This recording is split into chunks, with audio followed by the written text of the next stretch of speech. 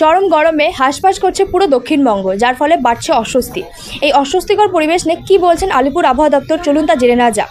আলিপুর আবহাওয়া দপ্তরের মতে আজ থেকে বুধবার থেকে শুরু হয়েছে যে আবহাওয়ার তাপমাত্রার পরিবর্তন, তা শুক্রবার পর্যন্ত তাপপ্রবাহের সম্ভাবনা আরও বেশি থাকবে। পশ্চিমের জেলাগুলি বাঁকুড়া, পুরুলিয়া, পূর্ব বর্ধমান এই সমস্ত জেলাগুলিতে তাপমাত্রা আরও বাড়ার সম্ভাবনা রয়েছে। আগামী 2 থেকে 3 দিনে তাপমাত্রার পারদ 4 থেকে 5 ডিগ্রি সেলসিয়াস পর্যন্ত বাড়তে পারার সম্ভাবনা দেখা গেছে। এছাড়া দক্ষিণবঙ্গের পাশাপাশি উত্তরবঙ্গের জেলাগুলিতে কিছুটা স্বস্তির আবহাওয়া রয়েছে। দার্জিলিং, কালিম্পং, আলিপুরদুয়ার, কোচবিহার এই সমস্ত জেলাগুলিতে কিছুটা ঝোড়ো বৃষ্টির সংকেত দিয়েছেন আলিপুর আবহাওয়া দপ্তর। এর সঙ্গে বাতাসে আর্দ্রতার পরিমাণ রয়েছে 72%।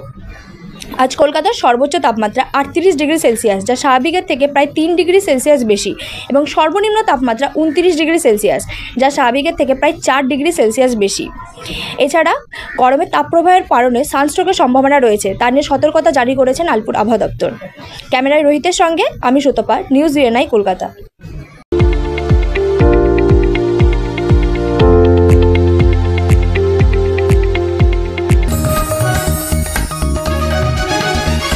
आप देख रहे हैं न्यूज UNI।